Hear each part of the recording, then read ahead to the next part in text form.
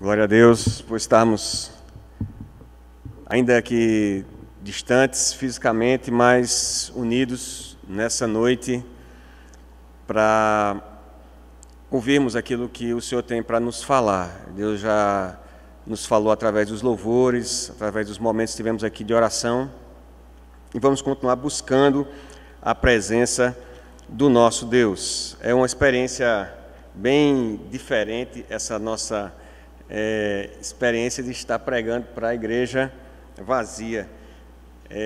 Mas há um texto, acho que lá em Hebreus, que diz que nós não devemos deixar de nos congregar, como é costume de alguns. E, embora estejamos separados por recomendações sanitárias e de saúde pública, nós não deixamos de nos congregar espiritualmente em nossos lares, unindo os nossos corações, as nossas almas em oração, na busca da presença de Deus. E essa é uma experiência nova que somente passando por esse vale da sombra da morte, como diz o pastor Hernandes Dias, é que nós teríamos oportunidade de conhecer. Uma outra experiência que tem sido também dada aos grupos da igreja é a oportunidade de utilizar-se dos recursos eletrônicos, midiáticos, para a gente poder se reunir. Então, nós tivemos reunião do Grupo Discipular de Casais na semana passada, no sábado passado, que fez 8 dias. Teremos uma outra agora, se Deus quiser, na terça-feira à noite, através de uma plataforma lá do Google Meet.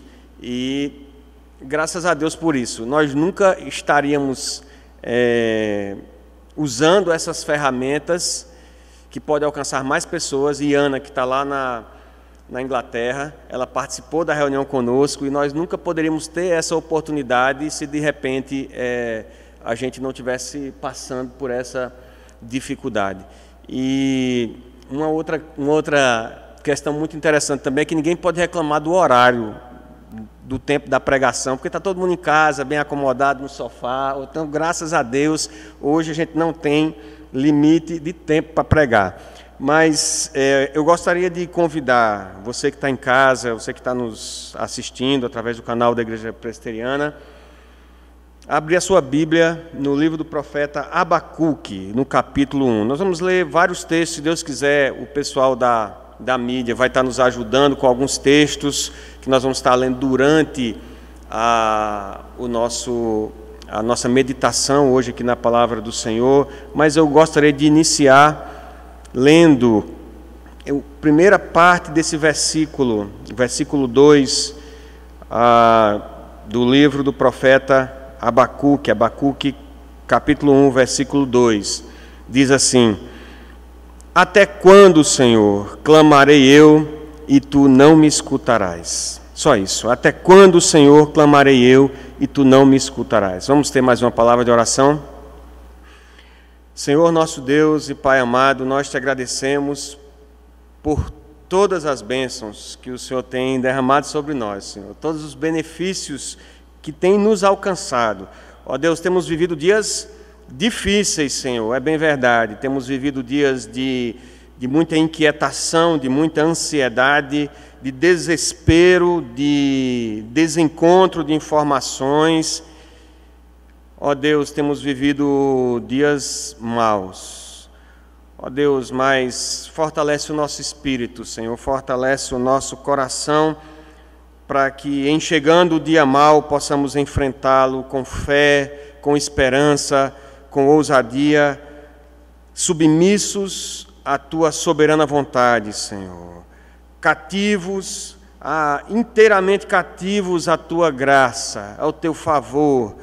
Ó Deus, assim como nos chamaste, Senhor, com laços de amor, pela obra salvífica, redentora de Cristo Jesus na cruz do Calvário, nós te pedimos, por amor do Teu povo e por zelo a essa palavra, que o Senhor nos dirija nessa noite, Senhor, imperfeitos como somos, pecadores, merecedores de todo o infortúnio que estamos vivendo. Ó Deus, mas que possamos achar em Ti, como cantamos aqui, possamos achar graça e misericórdia diante do teu trono e na tua presença, onde há plenitude de alegria, delícias perpetuamente.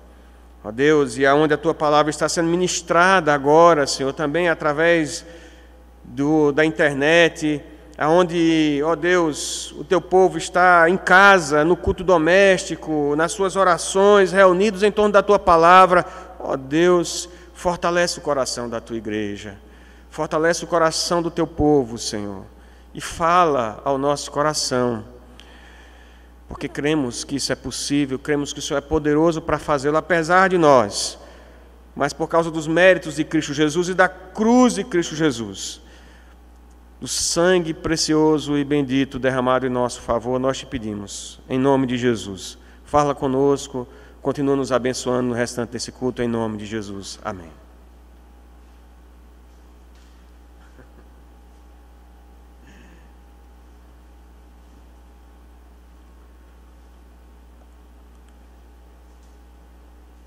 Amém, querido.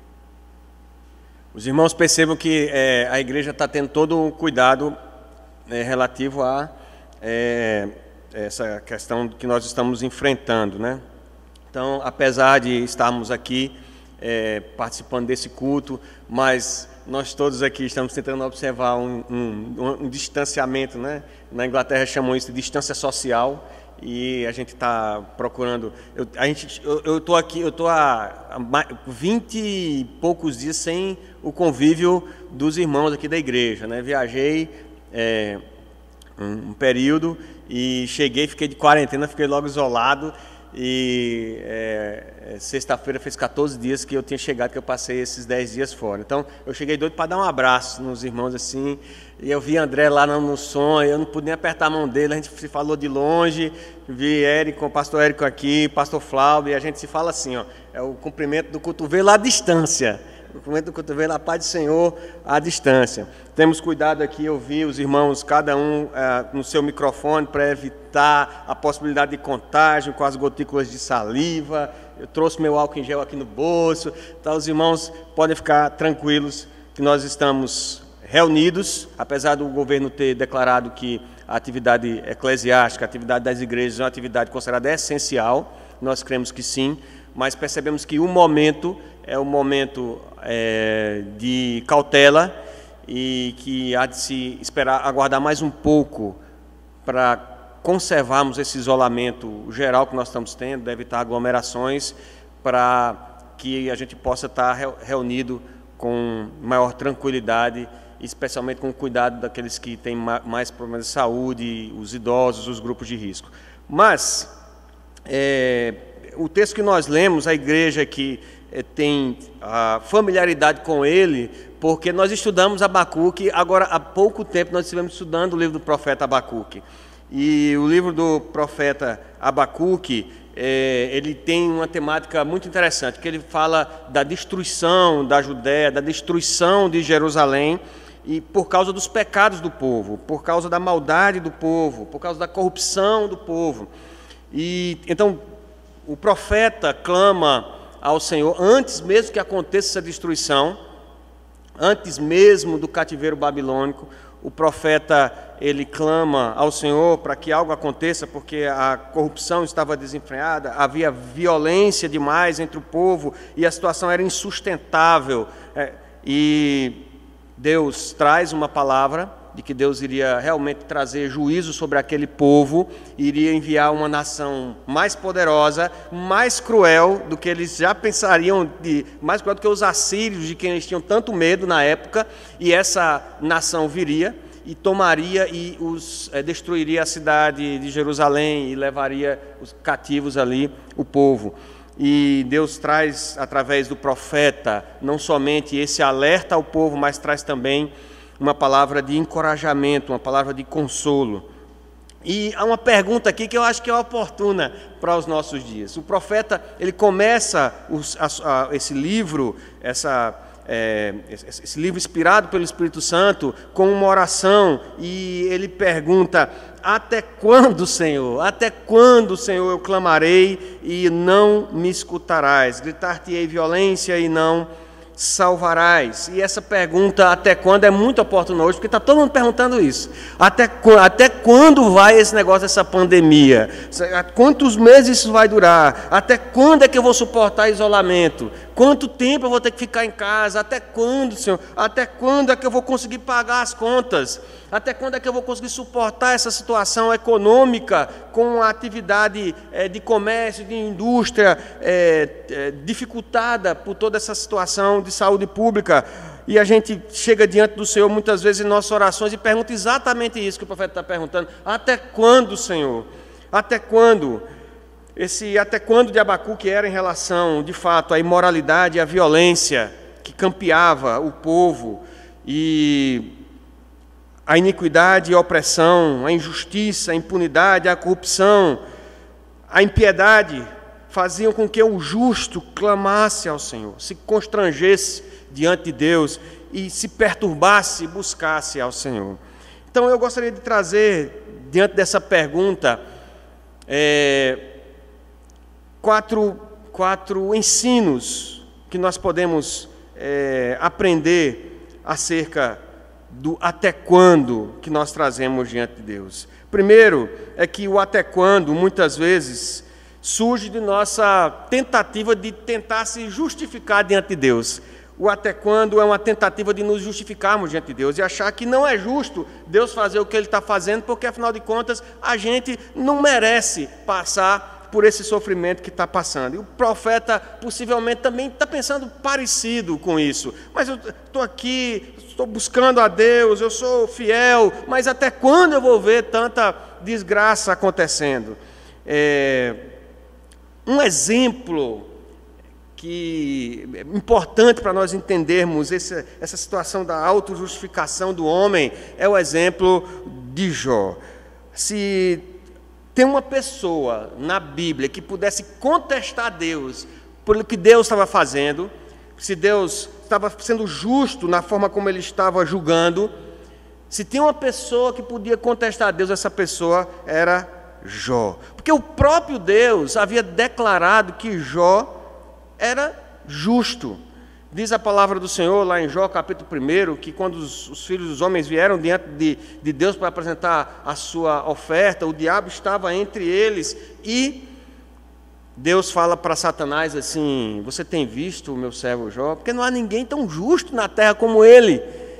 E a trama se desenvolve e Jó foi afligido por grande dor e sofrimento, passou por grande provação. Deus permitiu inicialmente que Jó perdesse todos os seus bens. Essa é a narrativa do capítulo 1. Jó vai recebendo notícia atrás de notícia, igual a gente no WhatsApp hoje. A gente vai recebendo notícia atrás de notícia, notícia ruim. Eles morreram mais tanto na Itália, morreram mais tanto na China, morreram mais tanto nos Estados Unidos. Morreram tanto agora em Campina Grande. Aí a gente vai recebendo notícia ruim atrás de notícia ruim. E Jó passou por essa situação. Só que muito mais próximo a ele. Ele foi recebendo as notícias de que a sua fortuna, e ele era um homem rico, na época a fortuna era medida em termos das propriedades, dos bens, dos semoventes, né, dos animais que possuía, e todos os rebanhos de Jó foram perecendo. Uns foram sendo roubados, outros foram morrendo e foram sendo destruídos por calamidade, e as pessoas foram chegando e falando isso para Jó, e falando para Jó, até que o último chegou e disse assim: teus 10 filhos estavam reunidos numa casa. Ele tinha 7 homens e 3 mulheres, e eles estavam reunidos numa casa, se banqueteando, e deu um vento nos 4 cantos da casa. Eu digo que é o primeiro registro de onde o vento fez a curva, porque o vento bateu nos 4 cantos da casa, derrubou as paredes, caiu a casa sobre as pessoas que estavam reunidas ali, e todos morreram. Não ficou um só, ficou somente aquele do WhatsApp que conta notícia ruim. Somente aquele sobreviveu e foi lá conversar com Jó e disse: olha, morreram todos os teus filhos. E Jó se ajoelha, rasga as suas vestes e diz: nu eu vim ao mundo, nu eu voltarei. Louvado seja o nome do Senhor. E diz a Bíblia que em tudo isso Jó não pecou.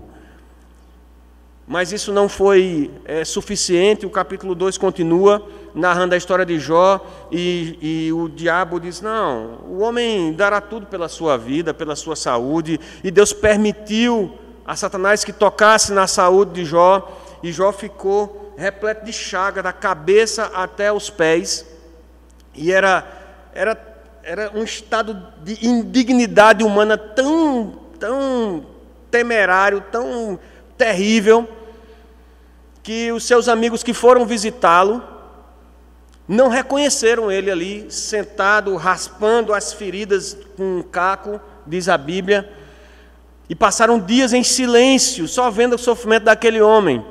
E a própria esposa de Jó, companheira, fiel companheira que estava com ele, passando por toda aquela dificuldade, olhou para ele e disse assim, homem, tu permanece na tua integridade, amaldiçoa teu Deus e morre logo, não falta mais nada para você. E Jó olha para ela e diz, mulher, você fala como uma louca qualquer, nós temos recebido o benefício da parte de Deus, a bondade de Deus, será que nós não podemos receber também, não podemos enfrentar o dia mau? E só que toda essa dor, esse sofrimento na carne, todo esse sofrimento emocional, psicológico, material, alcançou a alma de Jó, de modo que Jó não aguentou as acusações de seus amigos, porque além de doente, além de quebrado financeiramente, agora ele passa a ouvir os seus amigos acusando Jó de muitas imprecações lá, de que ele tinha feito isso, ele tinha que ter cometido alguma coisa, ele tinha que ter pecado, para ele estar numa situação daquela. E Jó, então, começa a exigir algumas respostas de Deus. Jó começa, então, a questionar Deus, como se Deus tivesse errado no seu juízo, como se Deus tivesse, talvez, cochilado em algum momento e deixado que Jó chegasse naquele estado, ele não merecia estar passando por aquilo.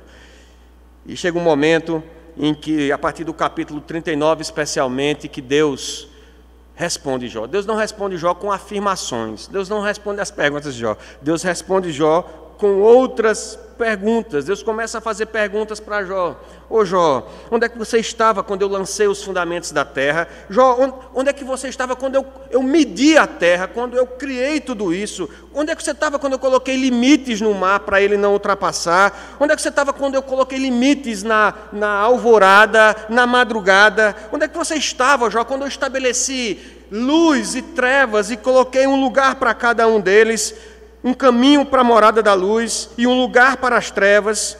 Onde é que você estava quando eu criei esse animal, aquele? Deus vai fazendo uma descrição de várias espécies de animais, com cada uma as suas peculiaridades, que o Senhor fez para a glória do seu nome. E Jó se envergonha. No primeiro momento ele simplesmente se cala, põe a mão na boca. Eu nem posso fazer isso aqui hoje, por recomendação. Mas ele ele se cala, e no segundo momento, capítulo 40, ele reconhece que é indigno de questionar a Deus, ou perguntar por que é que Deus faz assim, ou por que Deus faz assado, por que Deus permite isso, ou por que Deus não permite aquilo. E Deus faz uma pergunta crucial para Jó, está lá em Jó 40, verso 8. Acaso anularás tu de fato o meu juízo, ou me condenarás para te justificares? Jó, qual é o problema, Jó? Você está querendo me condenar para que você se sinta justo, para que você seja justificado, porque você talvez se ache mais justo do que o próprio Deus. Aí você condena o Deus santo e justo. Jó, mais uma vez, retira a mão da boca e responde assim, do verso 2 ao verso 6 do capítulo 42 de Jó. Bem sei que tudo podes, e nenhum dos seus planos pode ser frustrado. Senhor, tu podes todas as coisas. Nada que o Senhor faz pode ser frustrado. Quem é aquele, como disseste, que sem conhecimento encobre o conselho? Na verdade, eu falei do que não entendia, coisas maravilhosas demais para mim, coisas que eu não conhecia. Escuta-me, pois havia dito, e eu falarei. Eu te perguntarei, tu me ensinarás. Eu te conhecia só de ouvir, mas agora os meus olhos te veem. Por isso, me abomino e me arrependo no pó e na cinza. A resposta de Jó a Deus, a resposta de Deus a Jó, as inquietações de Jó, são as perguntas que Deus faz. Deus, na verdade, respondeu Jó com a sua santidade, mostrando que Ele é um Deus santo, mostrando que Ele é um Deus majestoso, que Ele é um Deus cheio de poder, de glória, soberano sobre todas as coisas, Deus Criador, e isso é suficiente para Jó. É suficiente para Jó. É suficiente para Jó. Será que é suficiente para nós? Sabermos que servimos a um Deus todo-poderoso, a um Deus que nos criou, a um Deus que sustenta todo o universo pelo poder da sua mão, a um Deus que nos amou, a um Deus que se fez carne e habitou entre nós porque nos amou e não havia outro jeito de nos providenciar plena salvação a não ser morrendo como o mais vil dos malfeitores numa cruz do Calvário, derramar o seu sangue em nosso lugar.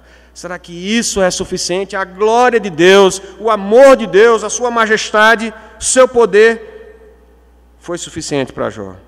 Jó podia conviver com algumas perguntas sem resposta. Agora ele só demonstrava arrependimento. Redirecionou a sua ira, em vez de ser voltada para Deus. Até quando, Senhor? Por que é que eu estou passando por isso?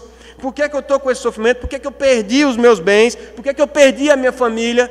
Agora Jó direciona a sua ira para si próprio. Eu me abomino no pó e na cinza. Senhor, Tu és o Rei da glória, Tu és todo-poderoso e és pleno em justiça. Eu sim sou pecador, sou indigno.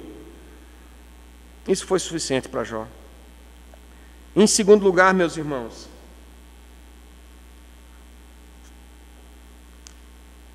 às vezes nós não perguntamos ao Senhor até quando, como Abacuque fez, como Jó, em outras palavras, fez também, porque no fundo nós achamos como uma ideia vamos dizer assim, estabelecida no homem médio, né, na sociedade de uma forma geral, de que a maioria das pessoas que sofrem, elas fizeram alguma coisa para merecer. Há meio que esse pensamento na sociedade de muito tempo. É um pensamento popular, de que tragédias acontecem e sobrevêm às pessoas porque de alguma forma eles merecem. Eles moram num local inapropriado, inventaram de estabelecer sua casa aí nesse barranco, o barranco soterrou, é por isso que eles estão sofrendo. Eles fizeram as casas de palafitas e a enchente levou a casa. A culpa é deles. Afinal de contas, eles são idosos. E o idoso sofre mesmo, porque ele é idoso, é a idade da dor, do sofrimento. Depois dos 70, diz Moisés, não é isso? Só enfado e canseira. Então, pelo amor de Deus, eles de alguma forma merecem o sofrimento que estão passando. E eu gostaria de agora remeter a um exemplo que Jesus dá pelo menos 3 contra-exemplos a respeito dessa ideia que há, às vezes, guardado no nosso mente, no nosso coração e na sociedade de uma forma geral. A primeira é da cura do jovem cego. Lá em João capítulo 9, diz a Bíblia que Jesus estava caminhando e quando ele está caminhando, ele se depara com um jovem cego de nascença. Ele já devia estar na idade da juventude, ele podia responder pelos seus atos e era conhecido já de ter nascido cego, porque as pessoas chegaram para Jesus, os próprios discípulos, ao que parece a narrativa do texto de João 9, dizem assim: mas Senhor, e esse rapaz? Qual a situação dele? Quem foi que pecou para que ele nascesse assim? Ele nasceu cego. Disse, não, é porque ele depois de algum tempo ficou cego, é porque ele fez alguma coisa para merecer ficar cego. Mas ele nasceu cego. Pecado é de quem? Quem pecou foi ele ou foram os pais dele? Deve ser os pais dele, deve ter feito alguma coisa muito errada. Vai ver que foi casamento consanguíneo, casou com a prima, não sei. Alguma coisa eles devem ter feito. Mostrando esse pensamento comum que nós temos muitas vezes, que as pessoas sofrem, porque elas merecem sofrer, e o sofrimento, nós somos muitas vezes insensíveis ao sofrimento alheio, porque achamos que os outros podem sofrer, eles merecem sofrer mais do que a gente. E essa é a pergunta que está lá em João capítulo 9, verso 2. Mestre, quem pecou, este ou seus pais, para que nascesse cego? Jesus olha para aqueles homens e para a falta de amor e de empatia que eles têm pelo sofrimento alheio. Isso não foi nem ele, nem o pai dele, não. Ele está assim para que hoje se manifeste a glória do Senhor. E Jesus cura aquele homem que sai desesperado, louvando a Deus. Ele sai numa loucura tão grande que ele esquece até de ver quem foi que curou ele. Depois interpelado pelos fariseus, pelo sinédrio. Disseram, diz logo,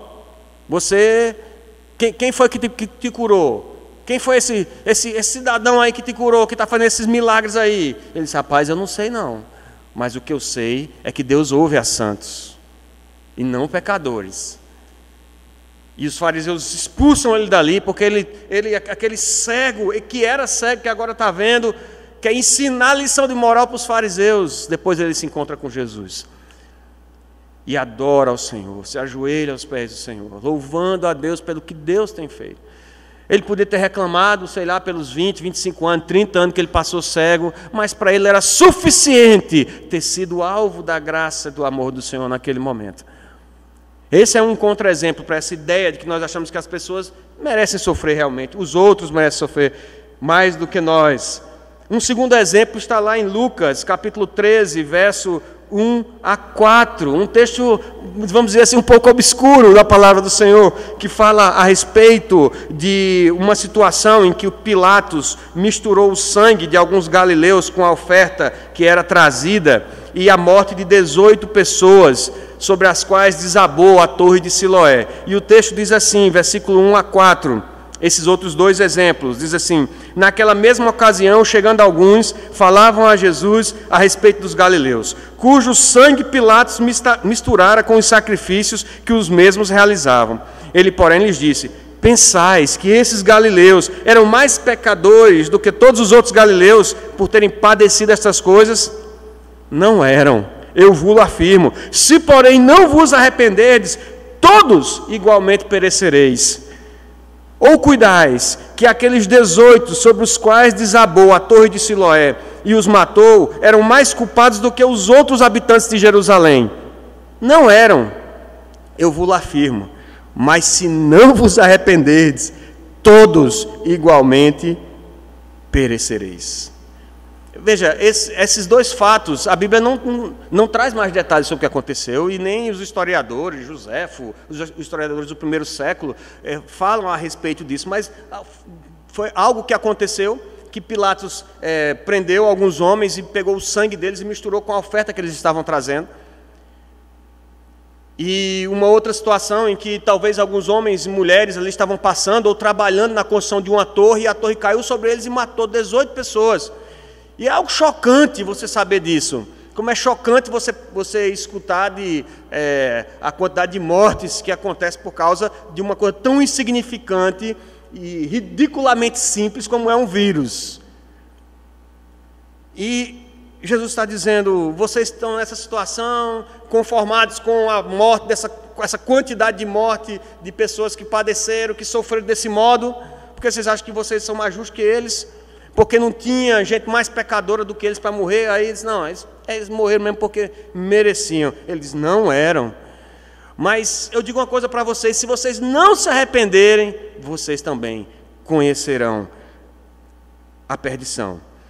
Jesus nos exorta, então, para em vez de olharmos para os outros como se fossem mais pecadores que nós, que aproveitemos esse momento de tragédia, que nessas tragédias façamos um autoexame, olharmos para nós mesmos, fazer uma autoavaliação de nossa caminhada com Ele.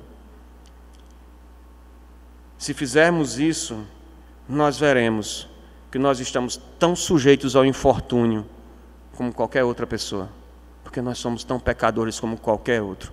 Ah, mas eu me reúno na igreja, eu dou o meu dízimo. Agora nem sei como é que está a situação, a igreja tem conta corrente, pode fazer a transferência, meus irmãos.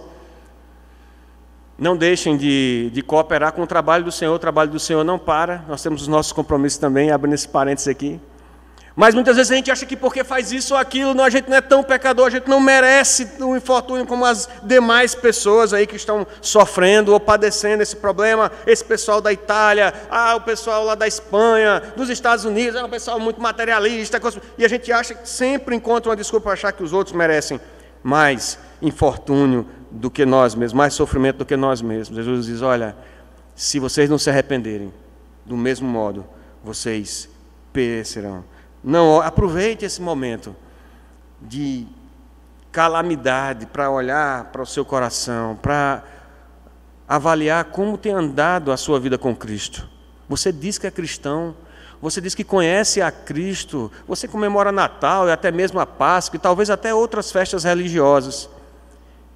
Mas seu coração tem andado submisso diante do Senhor, reconhecendo que você é pecador, tanto quanto qualquer outra pessoa. Você se compadece pelo sofrimento do próximo, se compadece pelas mortes que estão acontecendo, se compadece pela falta de leitos que possivelmente nós teremos. Não olhe para o sofrimento alheio como algo à parte do pecador que você é, do pecador que eu sou, como se as pessoas merecessem mais sofrimento que você. E talvez por isso você não tenha se perguntado ainda, até quando, Senhor? Até quando, Senhor? Em terceiro lugar, meus irmãos, nós perguntamos até quando, como Abacuque o fez, como Jó fez também, em outras palavras, nós perguntamos até quando, porque o fato de Ele ter morrido por nós, dele ter derramado o seu sangue precioso por nós, o fato dele ter nos redimido e nos alcançado com a sua maravilhosa graça, não nos impressiona mais. A graça é graça, mas não é mais suficiente para nós.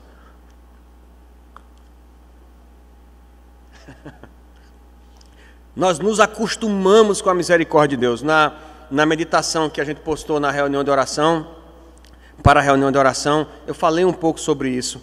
Mas nós temos nos acostumado com a misericórdia de Deus e achamos que Deus nos deve misericórdia. Deus deve a gente.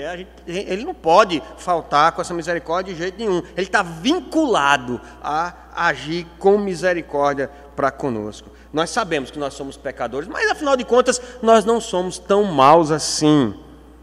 Se Deus for realmente justo, Ele vai salvar todos. Ele vai salvar todos nós, afinal, há muito em nós que merece a salvação. Deus não vai permitir que isso aconteça.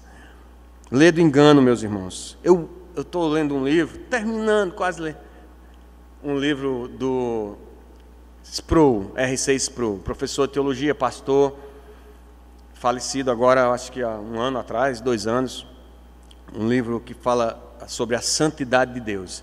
E o professor Sproul, ele conta uma história muito interessante. Ele lecionou em seminários mais de 20 anos.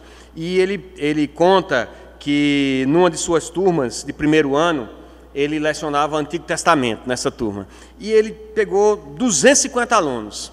E na primeira aula, ele faz o que a gente, em instrução, lá onde eu trabalho na polícia, a gente chama de contrato pedagógico. Aí ele estabeleceu as regras do jogo, como é que ia dar a aula, como é que ia ser a aula e como é que ia ser a avaliação.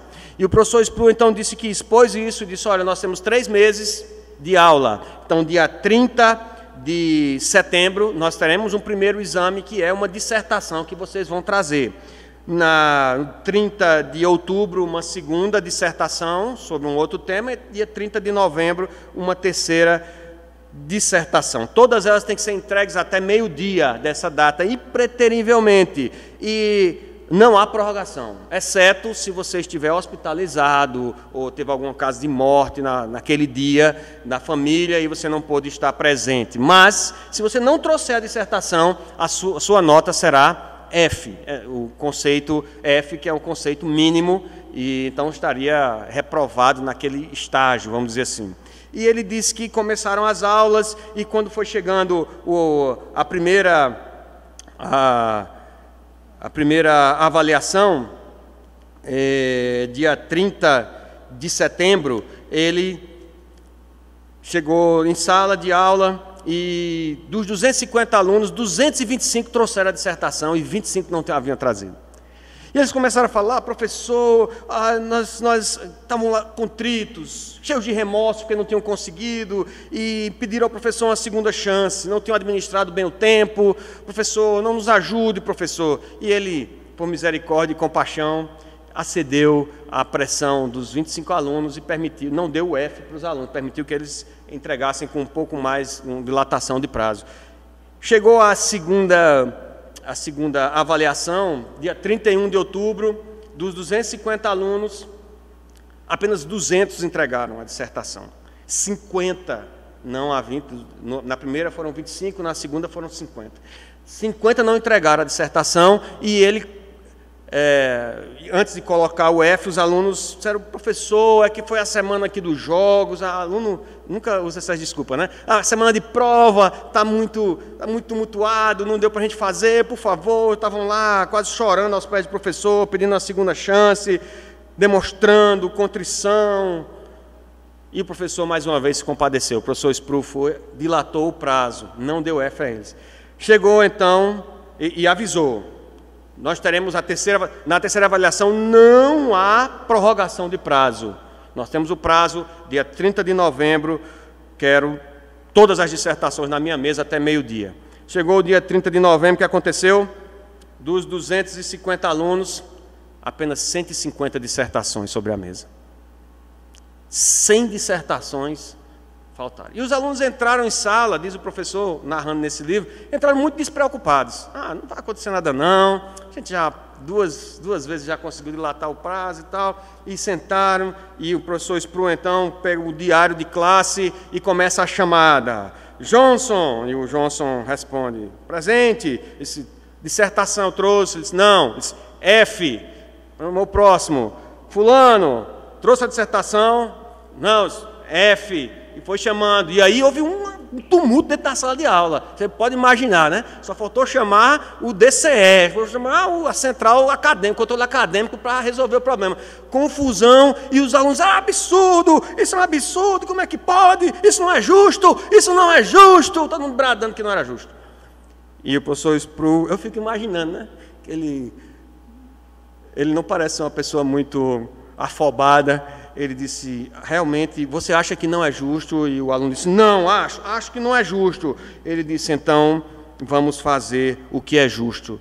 Você trouxe o trabalho, a dissertação da segunda unidade no prazo. Aí o aluno olhou e disse: não, então você, em vez de um F, você vai receber 2 Fs.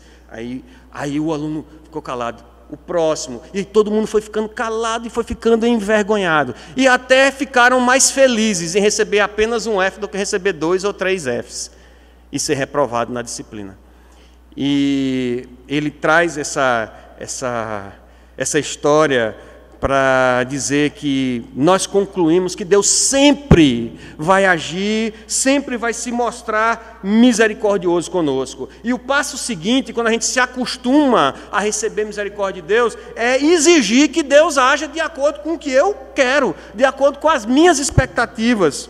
E quando isso não acontece, a gente fica irado, a gente protesta e diz: isso não é justo, ou até quando, Senhor, isso vai acontecer?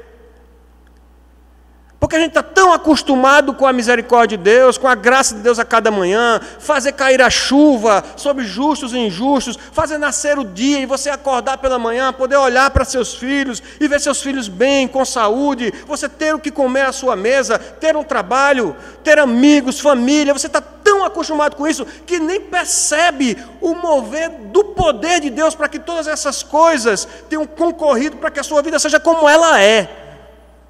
E você conclui então que Deus tem a obrigação de atender às suas exigências, e a vida tem que ser de acordo com o que está no seu coração. E quando as coisas saem um pouco do prumo, você diz, quando você conhece um pouco da justiça de Deus, quando Deus lembra a gente que Ele não é só misericórdia, Ele também é justiça, e Ele suporta os vasos de ira, Ele suporta a iniquidade.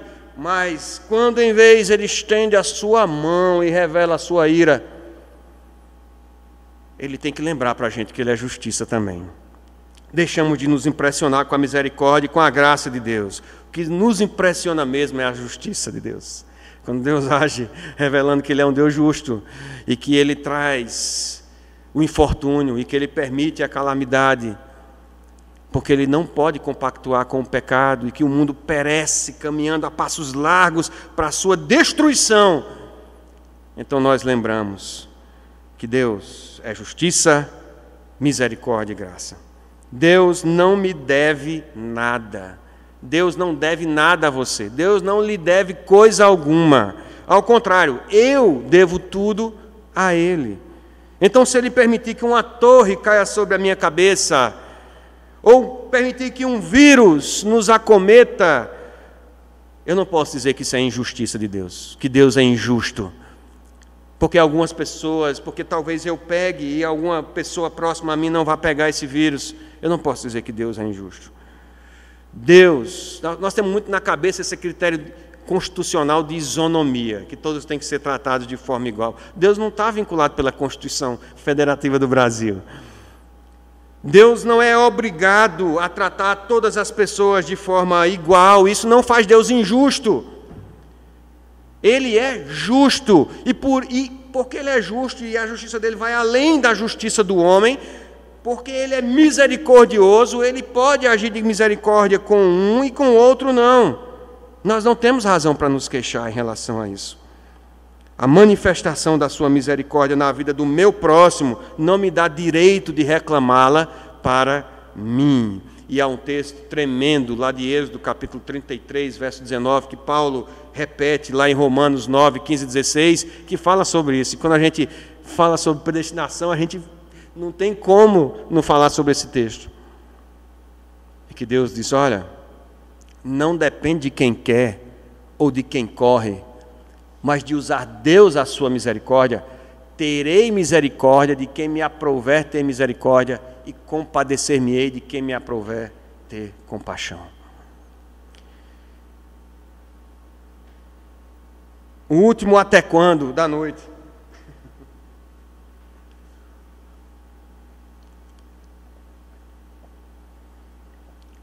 O até quando, e o último que eu gostaria de compartilhar com os irmãos, para nós aprendermos aqui mais um pouco com Abacuque, até quando deve dar lugar na nossa vida. O até quando o Senhor vai passar por isso, até quando a gente vai ficar sem as atividades regulares do comércio, até quando a gente vai ficar no isolamento, até quando a gente vai sofrer essa pandemia. Esse até quando deve dar lugar a confiança e esperança em nosso coração.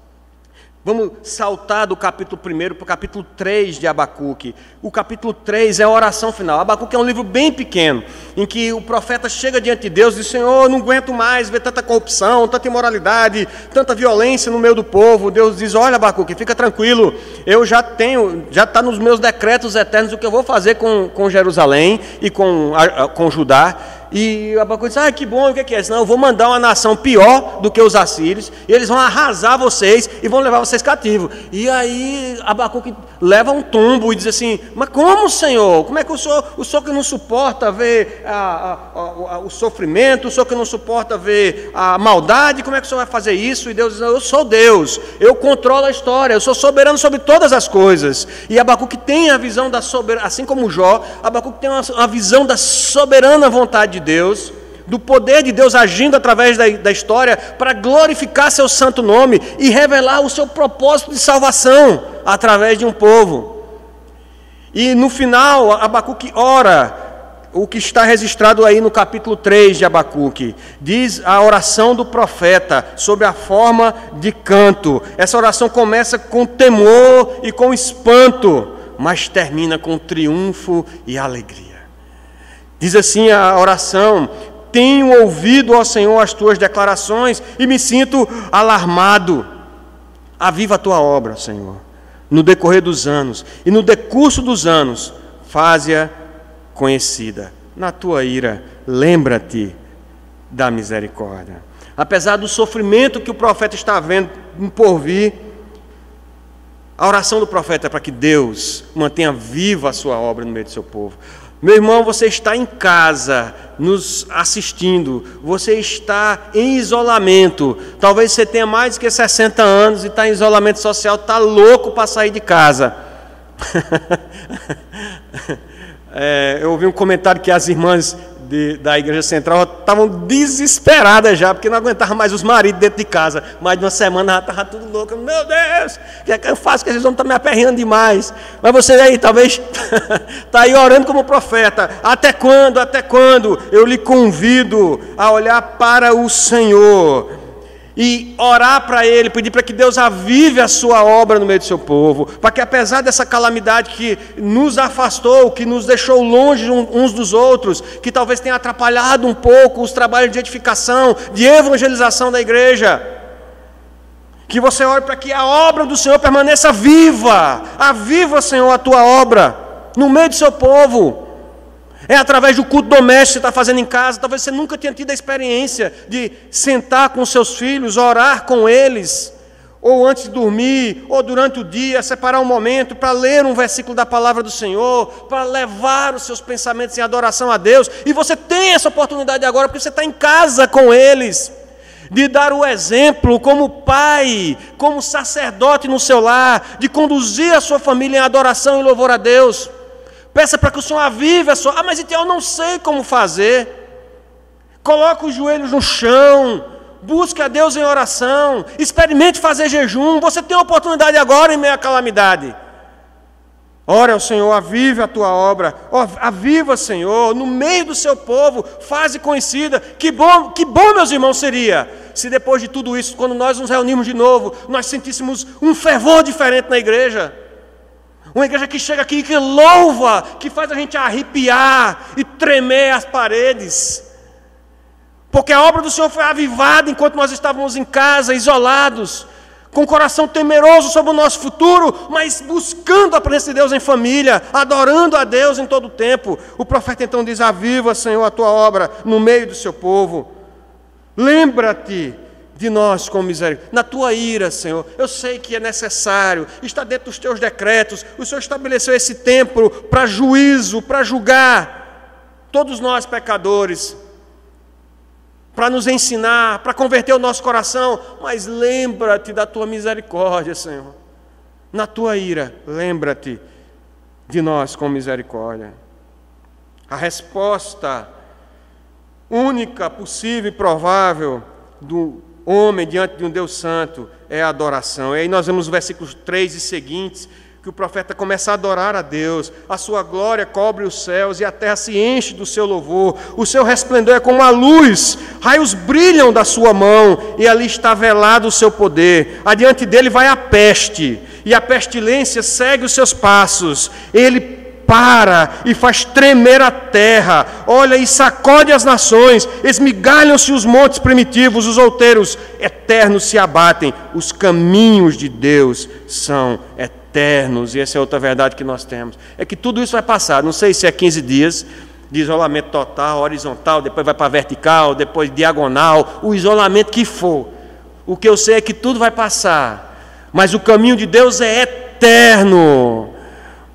Em troca desses poucos semanas ou meses que vamos passar de aflição, nós temos garantido eterna salvação. O caminho de Deus é eterno. Por certo, daqui para frente o profeta começa a lembrar das vitórias que Deus deu ao povo, possivelmente desde os patriarcas, depois como tirou o povo do Egito, e o profeta vai falar sobre passar sobre o mar, sobre rios e sobre o mar, a vitória que foi concedida quando entrou na terra prometida, levantou reis, fez grande o nome do Senhor e do seu povo entre as nações. E a atitude do profeta é então de submissão, expectativa. Versículo 15, verso 16 diz: marchas com os teus cavalos pelo mar, pela massa de grandes águas. Ouviu e o meu íntimo se comoveu, a sua voz tremeram os meus lábios, entrou a podridão nos meus ossos e os joelhos me vacilaram, pois em silêncio devo esperar o dia da angústia que virá contra o povo que nos acomete. Há uma submissão aqui à vontade de Deus. Não é retaliação ao que está acontecendo, não é protesto, não é indignação, é submissão à vontade de Deus. Eu vou esperar, Senhor. Eu sei que os babilônios vão vir, eles vão vir, isso é um povo terrível, pior do que a gente está esperando, mas eu vou esperar na vontade do Senhor. Olhe para o passado, olhe para o que Deus fez na sua vida, olhe para onde você está e o menino que você era há um tempo atrás. Veja o que Deus fez e como Ele lhe trouxe até onde você está, onde Deus lhe colocou, a família que Deus lhe deu, a esposa, o esposo, os filhos que Deus lhe deu, de forma milagrosa. Deus fez gerar a vida no meio da sua família. Você que um dia desse era menino, corria atrás de uma bola, hoje é pai de família.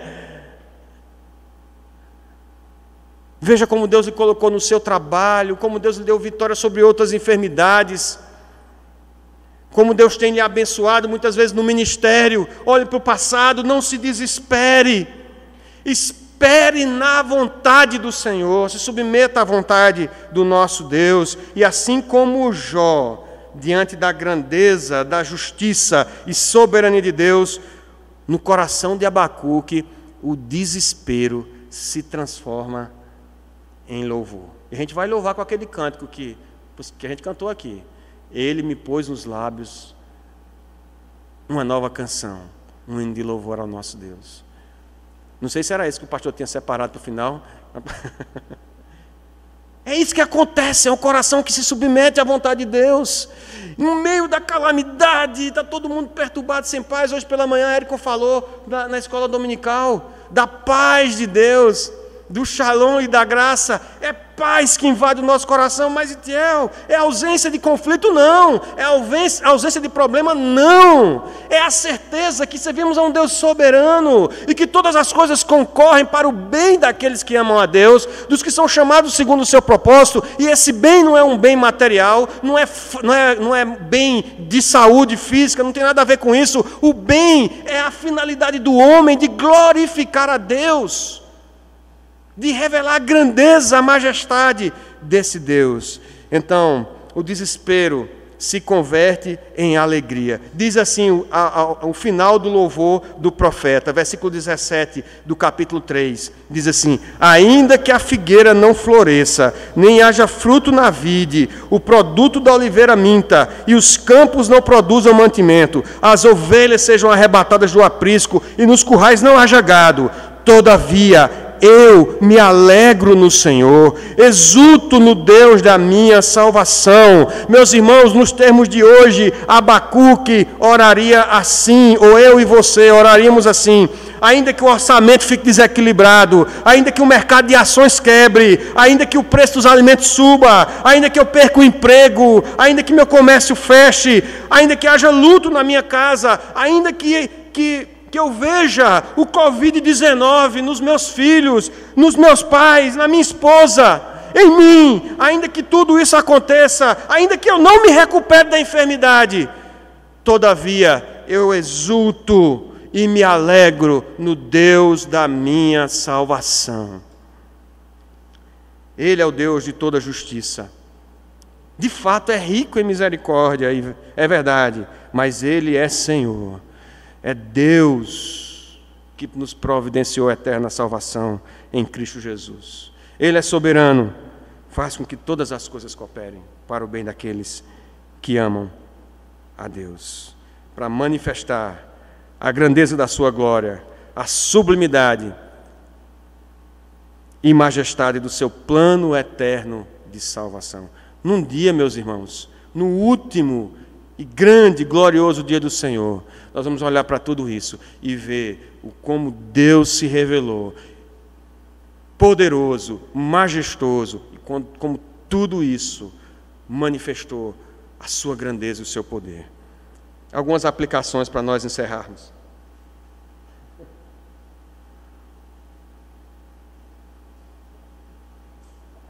Primeiro, queridos, se Deus permitir que nós sermos provados até o limite da dor e sofrimento, escassez, aprendamos com Jó a reconhecer que nós não temos palavra a dizer diante de Deus, reclamar na sua presença, nós precisamos nos humilhar diante dele e reconhecer que ele é justo e soberano. Segundo, precisamos aprender com Jesus, a não olhar para o sofrimento alheio, com desdém ou com alguma forma de superioridade, achando que eles merecem, de fato, sofrer mais do que nós. Se coloque no lugar dele.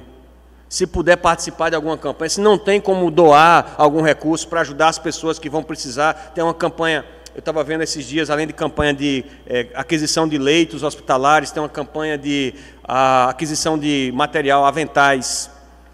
Se você pode contribuir, contribua. Não pode contribuir, passe à frente a campanha para que outras pessoas contribuam. Ore para que o sofrimento dessas pessoas, o tempo de internação seja mitigado, que o Brasil seja um caso diferente de todos os demais, um caso a ser estudado, porque a igreja do Senhor se ajoelhou e orou. Ore por essas pessoas. Jejue, se for possível, para que possam ser aprovadas as suas almas remidas, e a doença ou provação sirva para glorificar a Deus. Lembremos que a misericórdia e a graça de Deus devem nos impressionar mais do que a sua justiça. Lembremos disso, meus irmãos. Não nos acostumemos com o fato do favor do Senhor nos visitar dia após dia. Leia sempre a palavra do Senhor, louve ao Senhor todo dia. Lembre do sacrifício de Cristo Jesus. Olhe para a cruz como um sentido para a nossa vida. Alguém que se dispôs de sua glória, divino, e se fez carne, homem, tentado em todas as coisas, mas não pecou, sofreu todas as injúrias, humilhações, escárnios, dores, por amor de mim, por amor a você. E todo dia esse amor se renova, todo dia essa graça se renova sobre nós. Se impressione com isso mais do que com a justiça. Deus não tem a obrigação de usar da mesma misericórdia. Se teu irmão não pegou a doença, se teu irmão está prosperando, se teu irmão está sendo abençoado, não fique com raiva não. Mas é porque eu estou aqui isolado, não posso fazer nada, e o outro está lá. Se teu irmão foi alvo da misericórdia do Senhor, não fique com raiva. Deus não tem a obrigação de usar da mesma misericórdia de um irmão com o outro. A graça do Senhor lhe basta. A graça do Senhor lhe basta. Lembra do apóstolo Paulo? Senhor, me cura, tira esse espinho da carne, não aguento mais. E o Senhor respondeu a ele: Paulo, a minha graça te basta.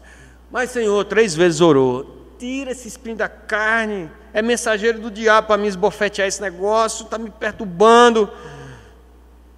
Paulo, a minha graça te basta.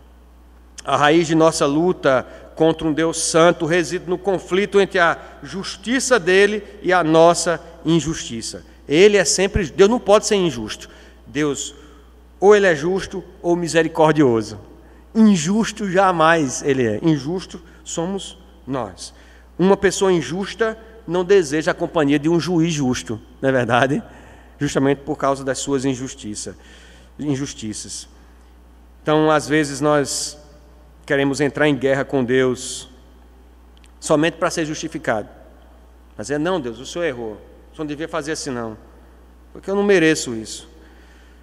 Só quem passou pela experiência do novo nascimento, só quem teve a experiência de se encontrar com Jesus, de ter o coração transformado, redimido, lavado pelo sangue de Cristo Jesus, pode se sentir bem na presença de um Deus santo, que é justo e que é misericordioso. Você já teve essa experiência? Aproveite esse tempo de expectativa para pedir a Deus que avive a sua obra no meio do seu povo, no meio da sua família, entre os seus filhos. Que nos trate, que na sua ira Ele nos trate com misericórdia. E por fim, como um ato de fé, abra seu coração e a sua boca para louvar ao Senhor. Abra-se, não fique o tempo todo só repetindo e repostando as desgraças alheias, não. E a gente costuma fazer isso, a gente vai replicando mensagem ruim. Eu sei que algumas informações são importantes e para algumas pessoas são mais importantes do que as outras. Para as outras só serve mesmo para disseminar a desesperança, o desespero, a ansiedade. Reserve um tempo para louvar ao Senhor.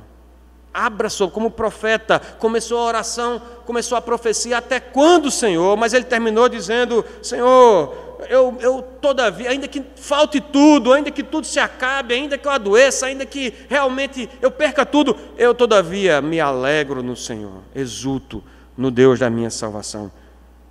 Como um ato de fé. Não é fácil isso, é tanta coisa na minha cabeça. Como um ato de fé, abra seu coração e os seus lábios para louvar a Deus. Encontre alegria e louvor na presença dEle, como cantou o salmista. Na sua presença, a plenitude de alegria, delícias perpetuamente. Busque a Deus, experimente alegria e exultação no Senhor, em meio a toda essa crise de saúde e de pandemia do coronavírus, e que Deus possa nos abençoar a enfrentar esses dias, louvando a Deus e glorificando, fazendo a vontade dEle. Em nome de Jesus, Deus nos abençoe. Vamos louvar a Deus.